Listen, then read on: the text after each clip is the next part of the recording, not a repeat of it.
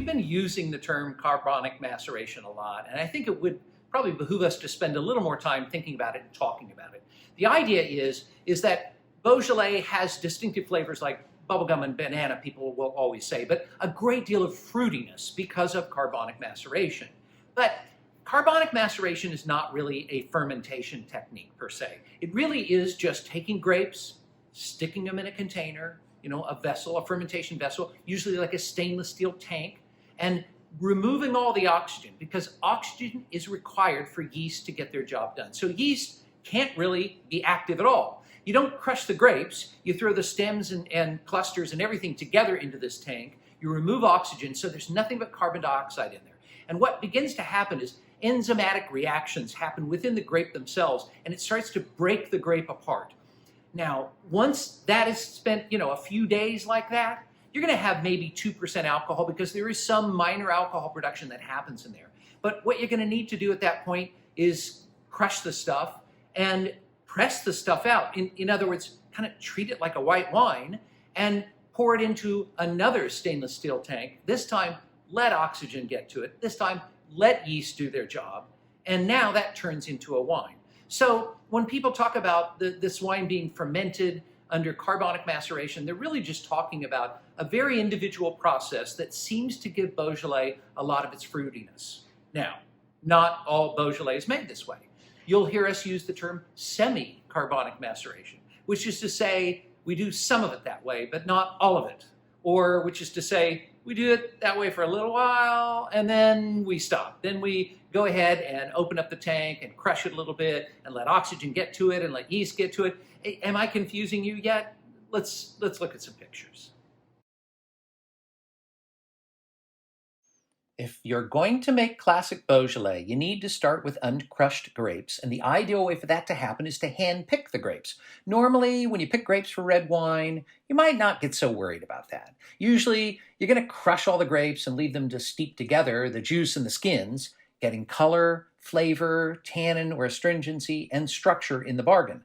Carbonic maceration instead starts with uncrushed grapes. So instead of a typically large picking bin that can hold several tons of grapes, the pickers here are using this hod, a backpack that keeps the grapes from getting squished.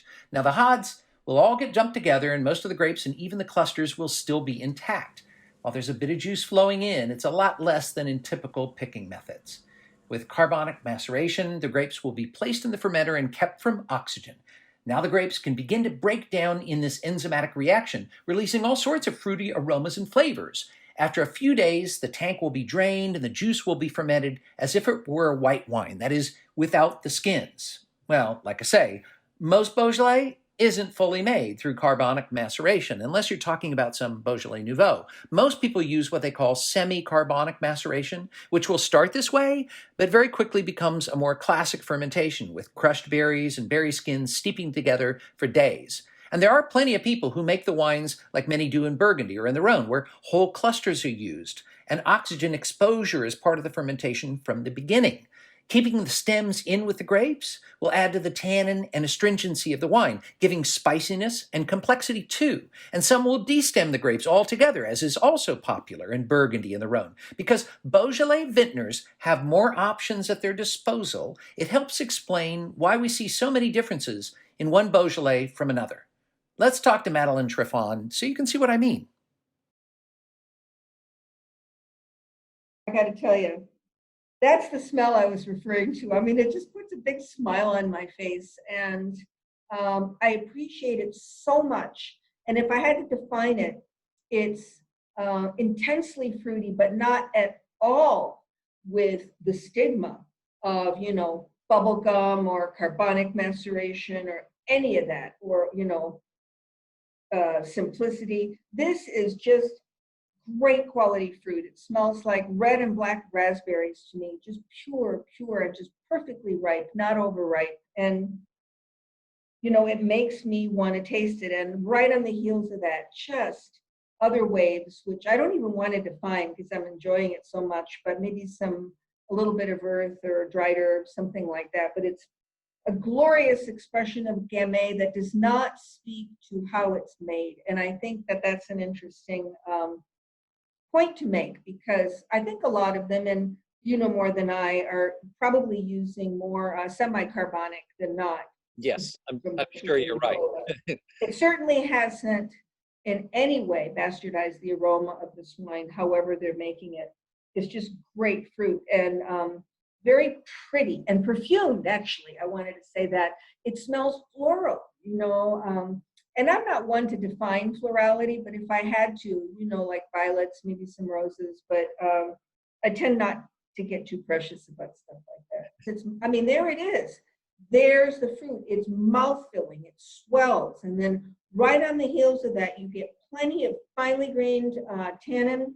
You get plenty of mouth-watering acidity, but it's luscious without being overripe in any sense. This to me is just purity of fruit and a testimony to this estate. It really is. You know, I love it. I think this wine can handle a little bottle age and will develop maybe some layers. Not that it's going to get a chance, but it's just delicious. This looks and smells muscular before you even get it on your palate. And the first wave on the nose is all about that. It is more what I would term for even Cru Beaujolais secondary fragrances. It's about, you know, earth, organic and inorganic, and intriguing and inviting. It smells serious, and it doesn't smell like Beaujolais by any conventional definition of that, but it's got my attention. But even on the palate, the tannin is surprising to me. It's not hard, but it's, you know, I would say fine tannin with the volume turned, you know, seriously up. Acidity, if anything, is a little bit lower than the Morgon, but it needs some protein to balance it out. Go figure, you know. So I'm going, okay, you need a little time in the bottle, but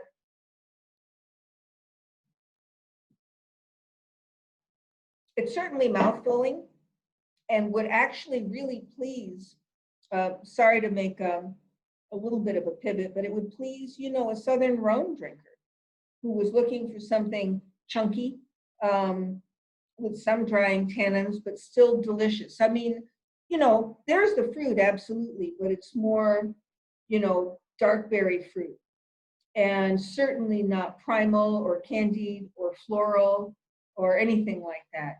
It's brooding. Very, very different wine. Huh. Amazing, huh? Yeah, what fun. I mean, that's the fun of this damn thing. Not charming, but intriguing. Whereas the Morgon is all about, you know, hopeless charm. Very interesting, very different. It's kind of neat to me that both of these pairs have the, you know, each wine has its own mindset.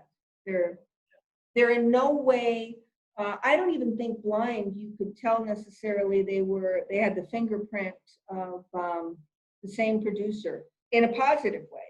You know, they're not at all monochromatic, or, you know, they have very individual expressions. Thank you for joining us. Our next episode, I'm anxious to talk to Master Sommelier Rebecca Fineman and Chris Gaither of Ungrafted in San Francisco.